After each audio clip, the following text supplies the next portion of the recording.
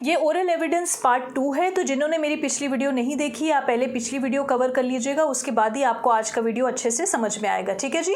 तो सेक्शन 55 भारतीय साक्ष्य अधिनियम, जिसको हम पहले सेक्शन 60 इंडियन एविडेंस एक्ट बोलते थे, वो ये कहती है कि ओरल एविडेंस जो है डायरेक्ट होना चाहिए। ठीक है जी। अब इसका मतलब ये होता है कि कोर्ट में जो भी ओरल एविडेंस दिया जाता है, यानी कि बोलकर दिया गया सबूत, वो उसी व्यक्ति से आना चाहिए जिन्होंने वो बात खुद अपनी आंखों से देखी हो, खुद सुनी हो या खुद एक्सपीरियंस की हो। किसी और से सुना हुआ नहीं होना चाहिए। ठीक है जी।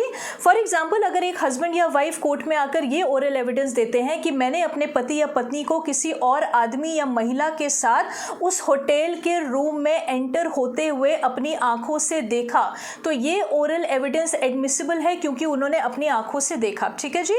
सेकेंड एग्जाम्पल, अगर कोई पति या पत्नी कोर्ट में ये ओरल एविडेंस देते हैं कि मैंने अपने कानों से, अपनी आंखों से अपने पति या पत्नी को किसी और को फोन पे या वीडियो कॉल पे आई लव यू बोलते हुए सुना है और देखा है, तो ये जो ओरल एविडेंस है ये एडमिसिबल माना जाएगा क्योंकि उन्होंने अपने कानों से सुना और अपनी आंखों से देखा। ठीक है जी।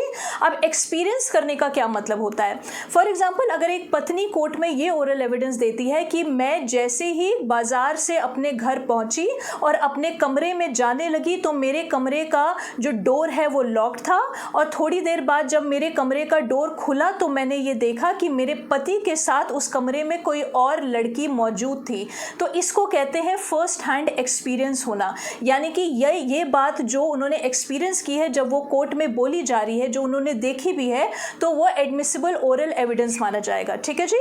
अब यहाँ पे आपको ये समझना है, फॉर एग्जाम्पल, अगर यही इंसिडेंट काम वाली बाई ने देखा है, तो इस सिचुएशन में काम वाली बाई को खुद कोर्ट में आकर बतौर विटनेस अपेयर होना पड़ेगा और ओरल एविडेंस देना पड़ेगा इस इंसिडेंट का, तभी वो एडमिसिबल माना जाएगा। ठीक है जी। लेकिन अगर काम वाली बाई कोर्ट में अपेयर होकर ये ओरल एविडेंस नहीं देती है विटनेस बनकर, और ये बात उन्होंने अपनी मेम साहब को सुनाई है, तो जो मेम साहब है यानी कि जो पत्नी है, अगर वो ये सुनी हुई बात कोर्ट में ओरल एविडेंस देती है तो वो एडमिसिबल नहीं माना जाएगा क्योंकि उन्होंने ना अपनी आंखों से देखा है, ना सुना है, ना एक्सपीरियंस किया है।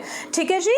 तो कोर्ट में ओरल एविडेंस का डायरेक्ट होने का ये मतलब होता है कि वही टेस्टिमनी चलेगी, सिर्फ वही टेस्टिमनी चलेगी जो विटनेस ने अपनी आंखों से देखी है, खुद एक्सपीरियंस की है या फिर खुद सुनी है। किसी और की सुनी सुनाई नहीं होनी चाहिए। ठीक है जी।